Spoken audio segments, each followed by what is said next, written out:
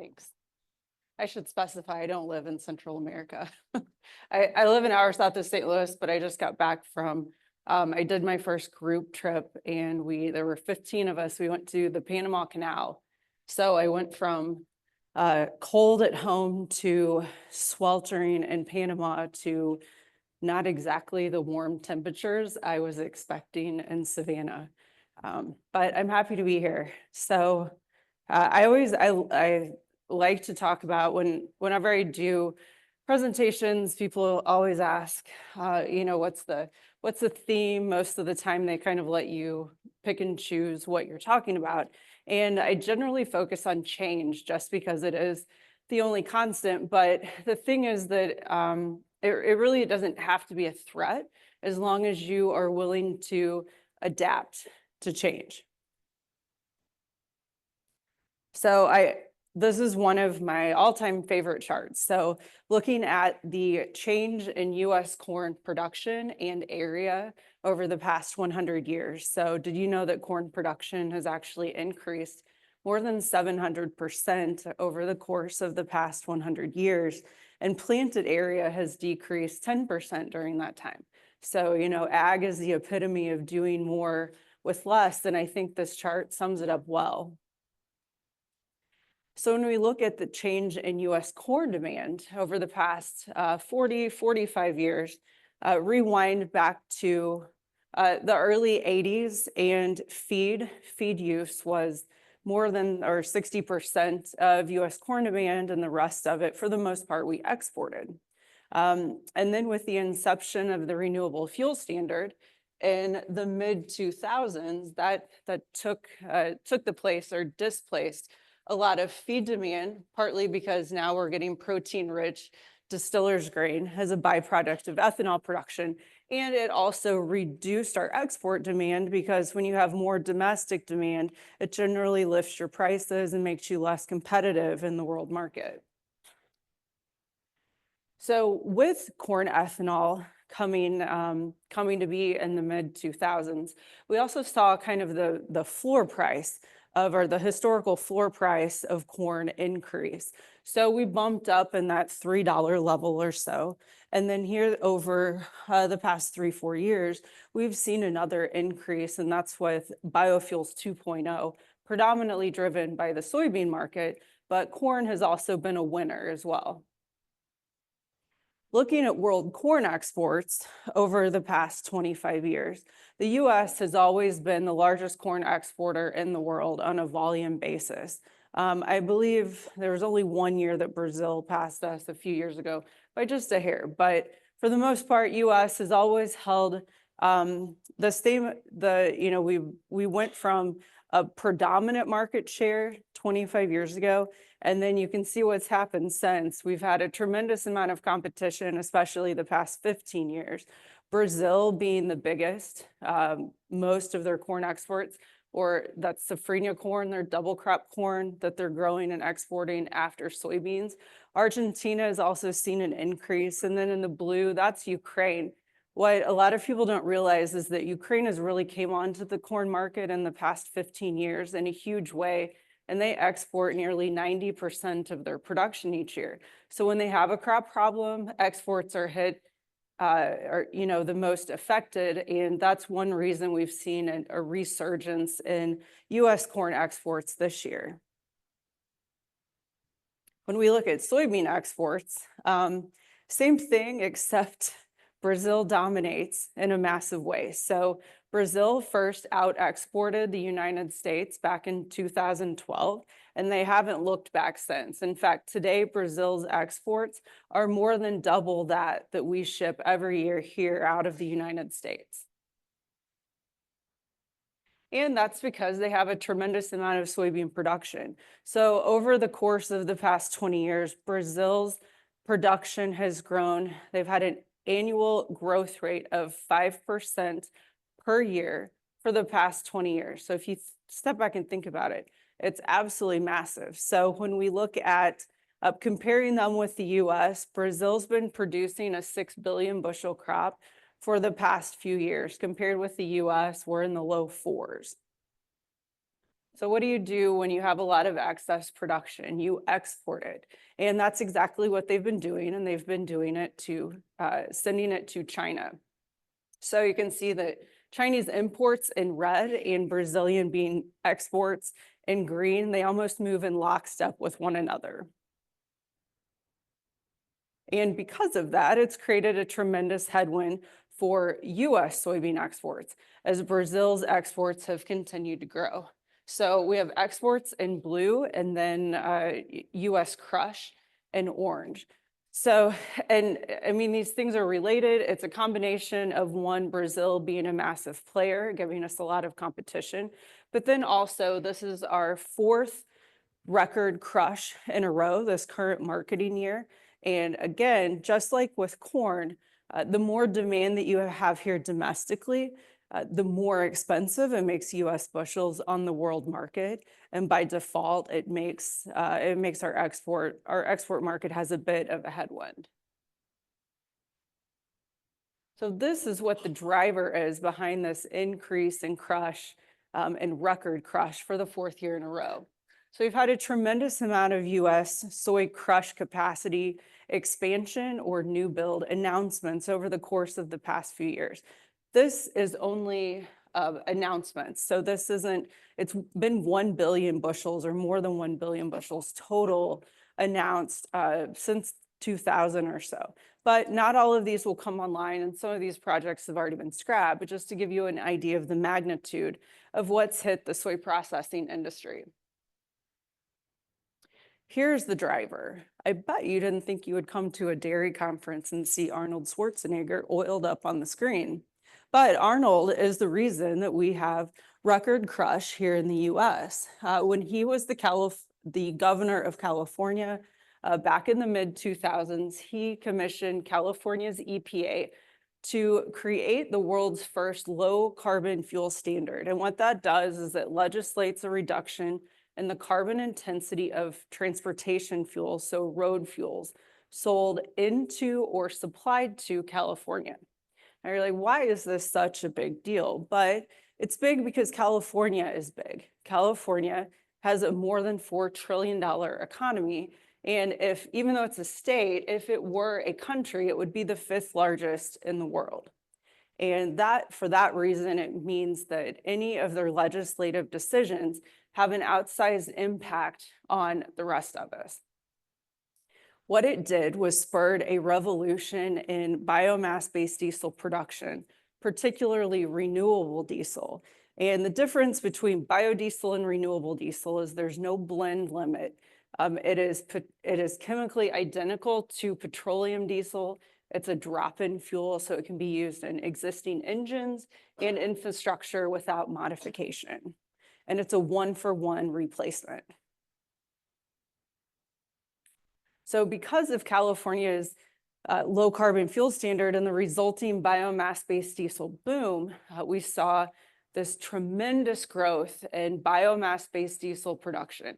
And all that means is biodiesel and renewable diesel. So the blue on the bottom is biodiesel production, which is actually flatlined and declined the past few years.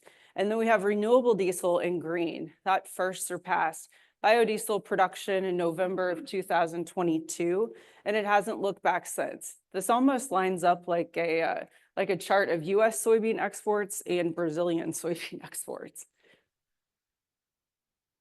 So because of the increase in biomass-based diesel production, we've seen a boom in soybean oil futures because soybean oil is the most readily available feedstock that you can use to make both of those fuels out of. So looking back from 2000 to 2020, soybean oil futures had an average in the low 30s, 30 cents or so a pound. And the past 4 years, we've had an average that's around 60 cents. So soybean oil futures have effectively doubled on average from pre to current renewable diesel era. And since we've had this tremendous growth in soybean oil demand for biomass-based diesel, in fact, we sit at record demand for the most part each month. More than 1 billion pounds of soybean oil goes into biodiesel and renewable diesel production each month. But the problem is that soybean oil's share of the pie continues to decrease. So if you look back, first part of the chart, there's early 2021. We were up north of 50% of all of the things used to make bio and renewable diesel. And today we're sitting closer to 35%. So here's what it looks like from a share perspective. Keep in mind that the term feedstock, it just means what did we make the fuel out of. So when you look at the average in 2021, soybean oil was nearly 50% share. We also had used cooking oil, corn oil, which is a byproduct of corn ethanol production. This has helped ethanol producers with their margins a bit.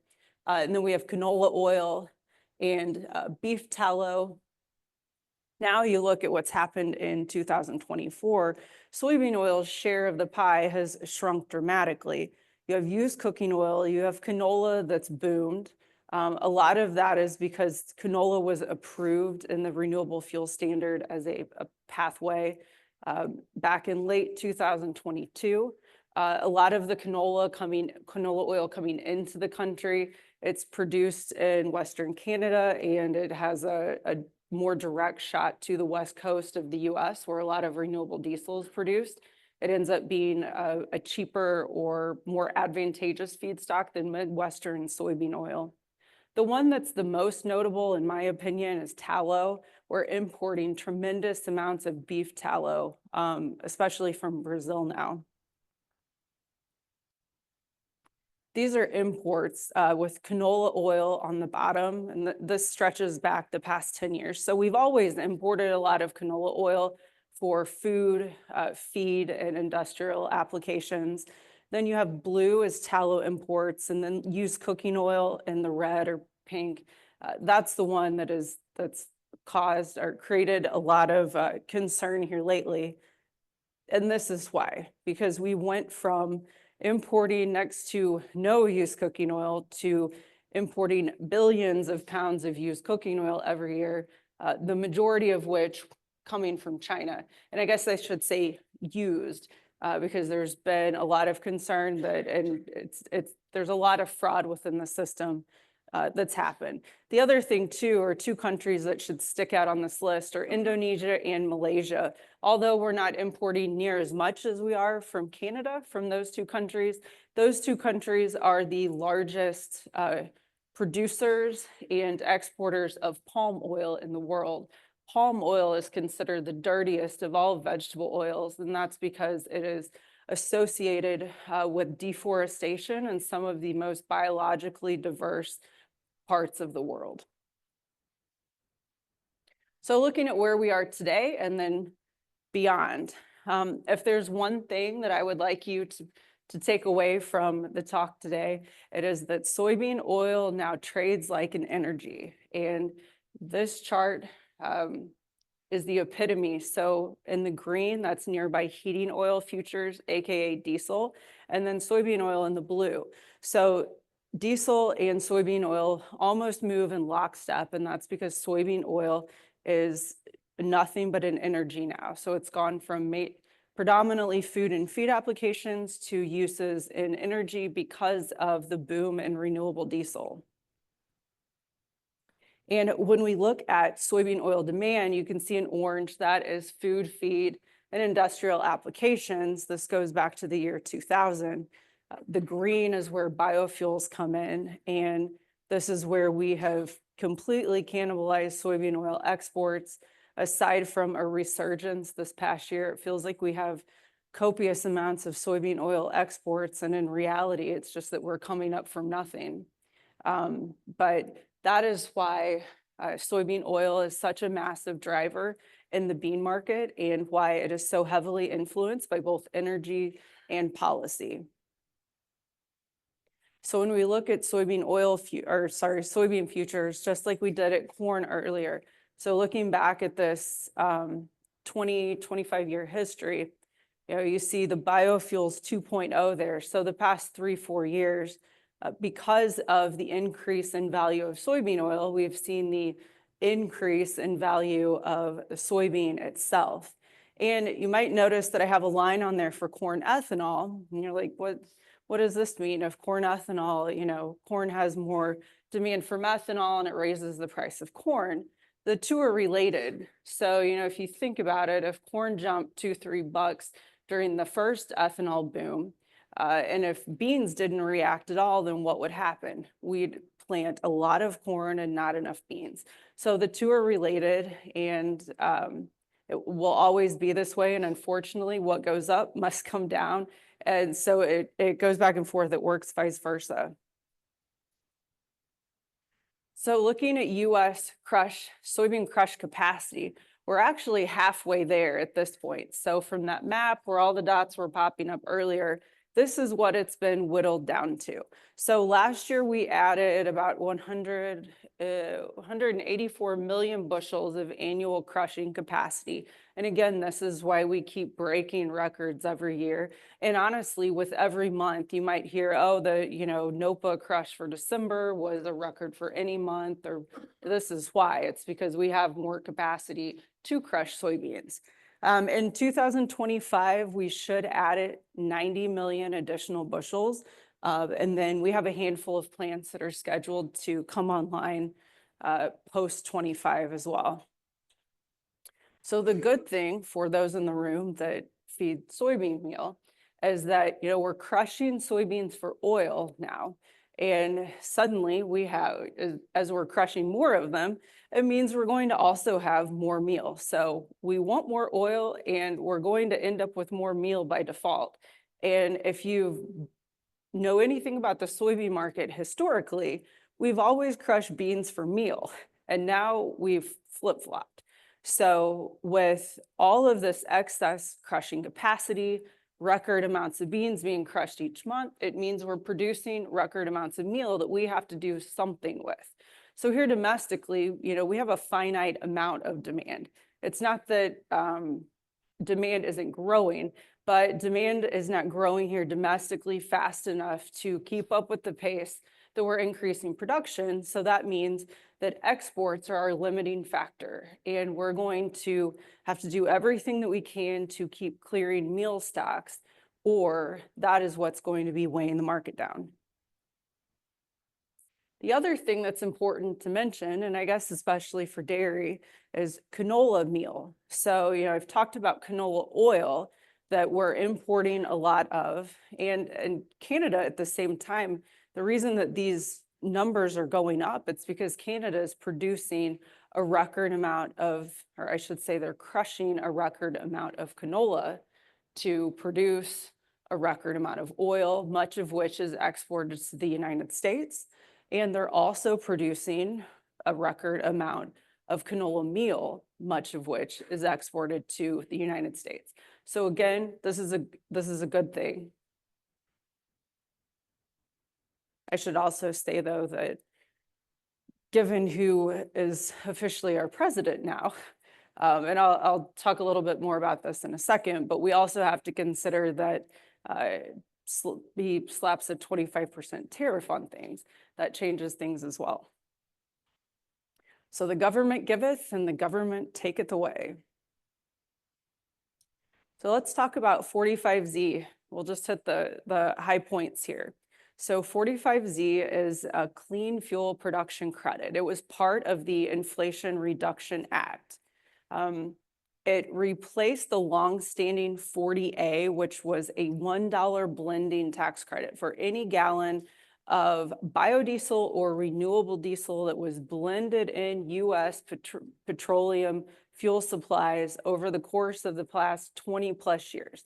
This is something, 40A was something that kept the biodiesel industry afloat for 2 decades. But that went away effective December 31, and now we have 45Z that's replaced it.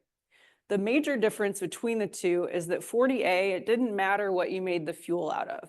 It didn't matter what the carbon intensity reduction or the emissions reduction of the finished fuel was. You got your $1 as long as you were blending it.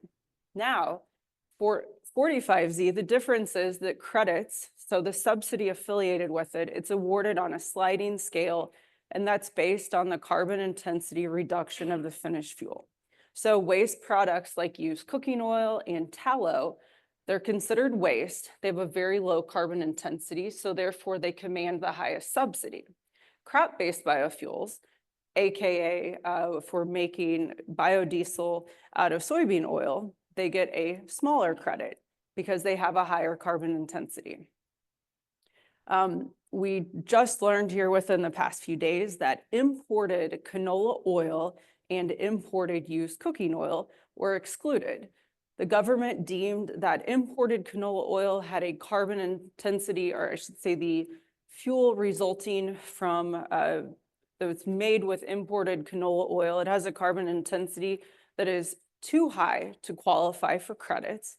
And so when you step back and think about the Canadian situation, although they have their own clean fuel programs, much like California does, because they're fairly left-leaning in their policies, although they have that domestic demand, a lot of their build-out in canola crushing capacity was in response to US programs. So if we're no longer handing out a credit for imported Canadian canola oil, then what happens there?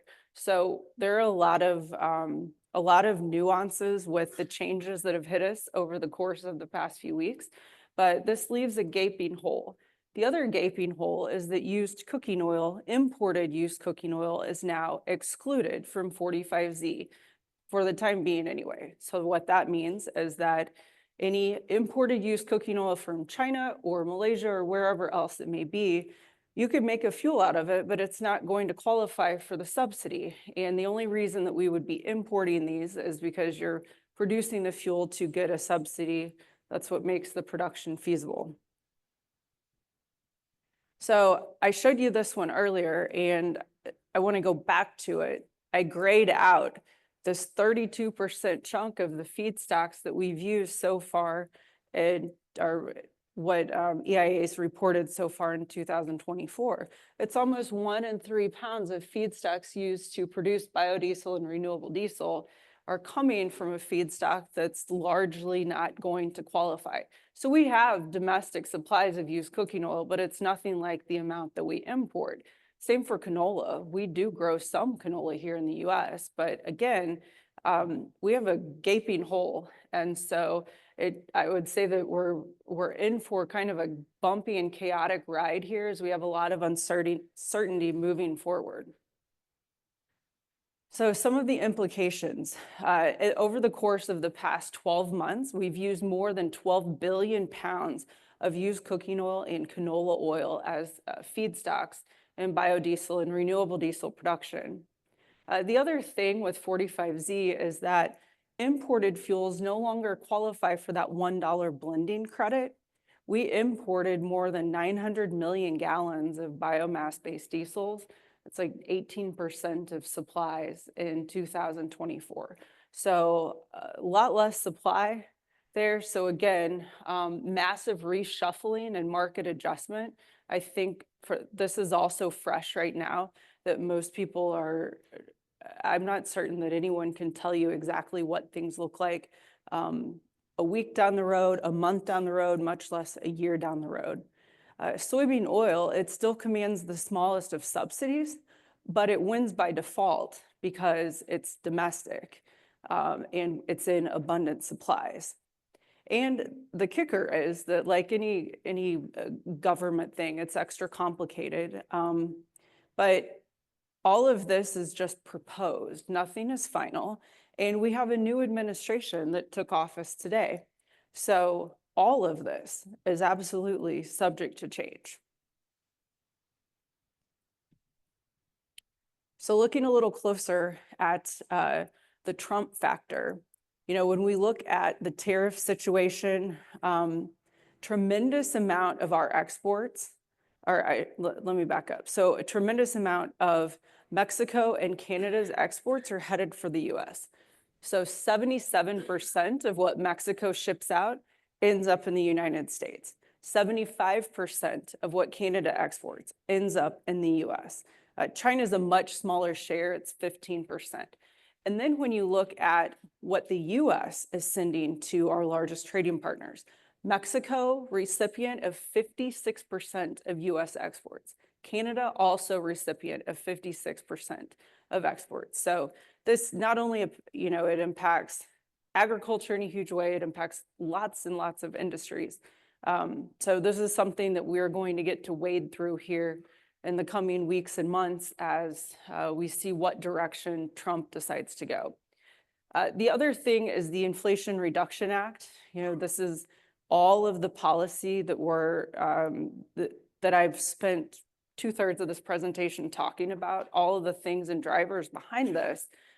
It's in limbo, and we could potentially see large changes there. And then also the renewable fuel standards. So right now we have mandated volumes that go through the year 2025.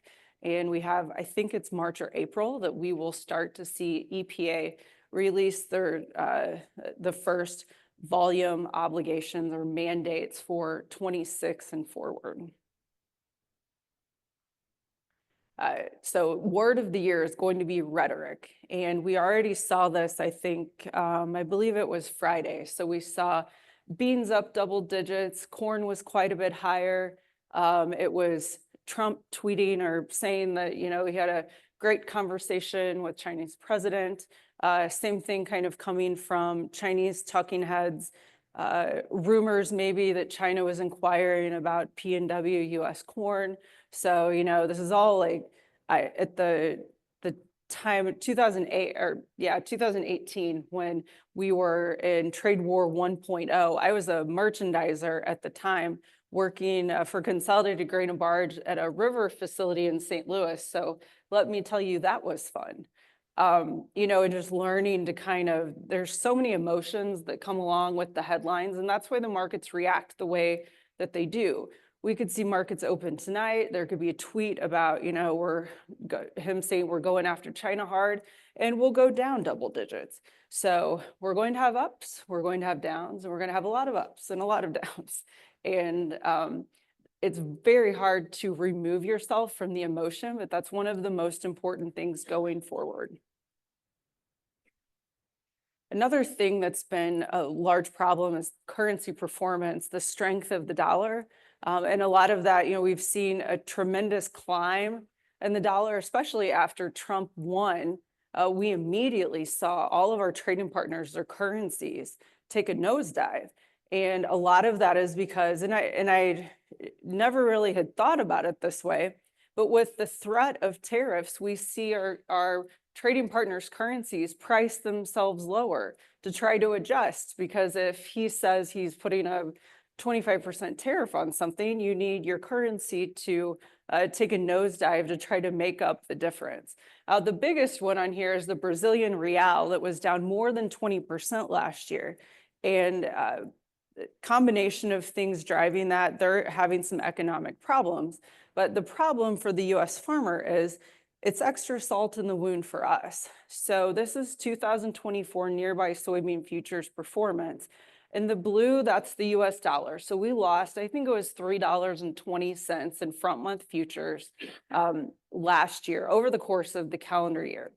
Once you factor in the real's depreciation versus the dollar, the Brazilian farmer only lost 45 cents.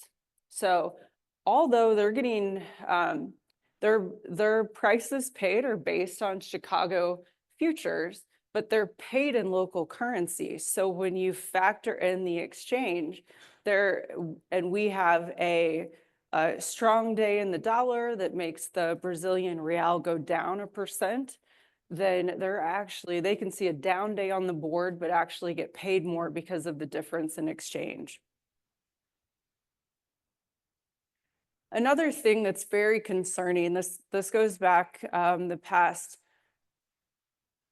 20 years. So in the orange line, this is a linear trend, but the orange line is the growth rate of Chinese imports. So while we saw a big boom over the course of the past 2 decades, we've leveled out. They're not growing like they had been. So they're maintaining a record level of imports, but it's the lack of growth that is concerning, especially when you consider that Brazil continues to grow. So this is Brazil's harvested area on the green line. And so you see that they continue to increase area year after year. And that's a problem, is they're producing more and China is beginning to flatline.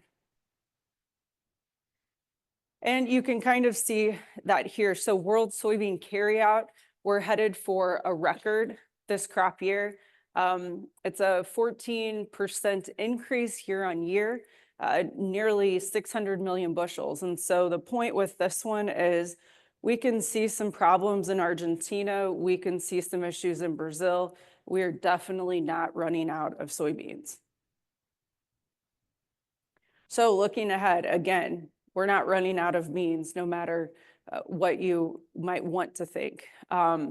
Brazilian production, the growth continues to outpace Chinese demand growth. Longer term, it is bullish. We have world protein growth. You have developing economies that are they're incorporating more protein, more meat into their diet, which is a good thing for us because we need meal demand and demand for corn. Soybean oil, it's going to continue to be a market driver. It's been a market driver the past 3-4 years like it's never been before. But the problem is that the driver is policy, and policy is going to continue to be more important than ever before. A bright spot is that we have growing global mandates. So it's not just us increasing our demand for the reduction in carbon intensity of fuels. Overall, it's very supportive to vegetable oils. So, but the problem is that we also have limits. So the world we want to go green. We don't necessarily want to pay for it. And the kicker is that we're trying to trend away from crop-based biofuels. So everyone wants to use waste oils and greases and that kind of thing. But they are in a finite amount of supply, and that's where agriculture wins with supplies of vegetable oils. And again, it's a new year. We have new rules and an entirely new administration. Quickly on corn, biggest driver behind the corn market this year, yellow line, these are the 4 major world exporters, corn stocks to use ratio. So US, Brazil, Argentina, and Ukraine.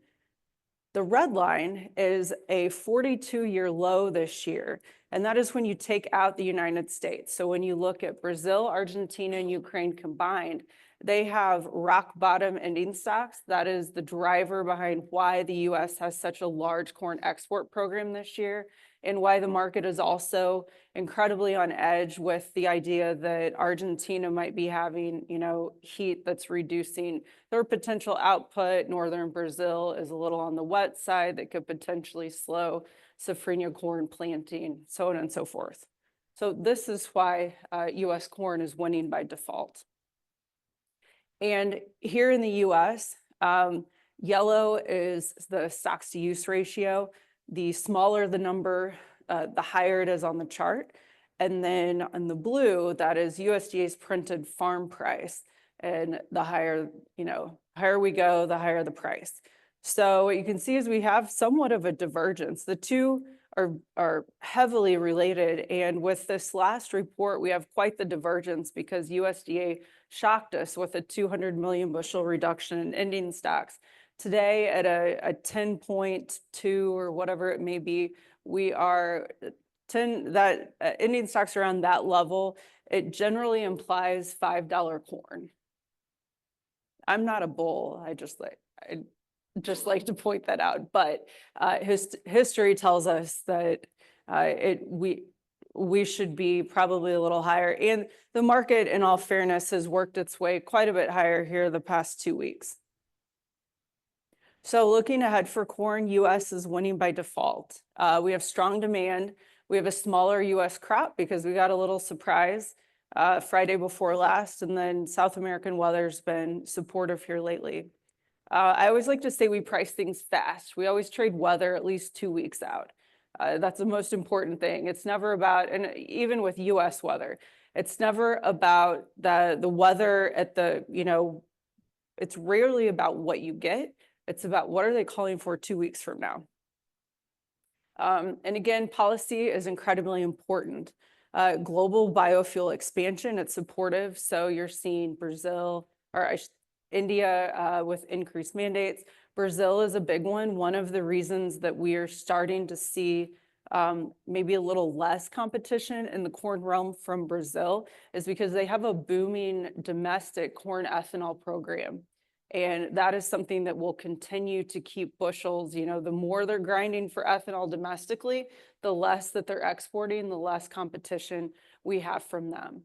US ethanol exports, this is the big one, because if we slapped tariffs on on Canada, Canada has been our largest ethanol customer by a mile for 4 or 5 years running now. They're almost 40% of ethanol exports each month. So that's a very big deal.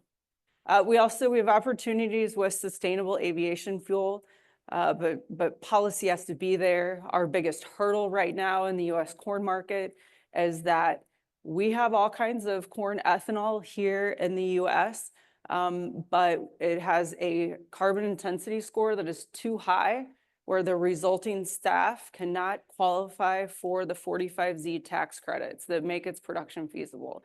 So this is why you hear, I'm not certain that Georgia hears a lot about the pipeline, but this is why carbon sequestration and the CO2 pipelines, big stuff. So right now, LanzaJet that's here in Georgia, actually, I don't know that they've produced any ethanol yet, but or on a large scale anyway. But right now, the only ethanol that they have that's been approved by EPA to use in sustainable aviation fuel production is imported Brazilian sugarcane ethanol. Reason being, it has a carbon intensity score that's low enough to be below the threshold set by EPA and the Department of the Treasury. US corn ethanol right now does not qualify. That is why Summit is trying to build a $9 billion pipeline that connects 60% of US ethanol plants and production to give them the opportunity to sequester carbon so their ethanol could be used in sustainable aviation fuel production. Lastly here, kind of looking at out at new crop, the corn market is screaming, plant more of me. When you look at it on a ratio basis with where new crop beans are, the issue is that the market knows that we don't necessarily need additional acres. If you follow the corn market at all, since the January report, we've seen old crop corn rally significantly and new crop corn is just kind of sat there dead in the water. This is why. So it's great for old crop, but new crop corn, the market is well aware that we are going to plant more corn acres next year. And I think that's why we're not seeing the price reaction that would normally be associated with some of the changes that have hit us lately. And I will leave you with this one. I feel like all I do is talk about biofuels anymore, but it's because it's very important and it's become a bigger driver in our markets than ever before. So does anyone have any questions? This is an incredibly quiet group. Normally somebody laughs a little bit, or they nod, or I don't know, they sleep. I'm kind of impressed. It's dark in here. It's after lunch. I don't see anybody snoring, drooling. I think Maisie in the back had one. Sure. Sorry. Can you talk a little bit more about maybe to what extent an increase in extreme weather events and temperature variance is going to have on global trade markets for these commodities? Oh, who asked that? You asked that one? That's a hard one. So I guess we've seen some fairly significant La Nina events the past few years. Right now, we're kind of in this weak La Nina. We're coming off of a weak La Nina. Those have had significant impacts on Brazilian production, like southern Brazil and then Argentina, and that's what's created you know, the meal market, it's felt like it needed to die. I mean, I feel like it's on life number 9 lately. And a lot of that has been because 2 years ago, Argentina had half a crop, and that was because of a very extreme La Nina event. I think that the hardest part about it is it feels like we've lost just a normal, you know, what happened to normal?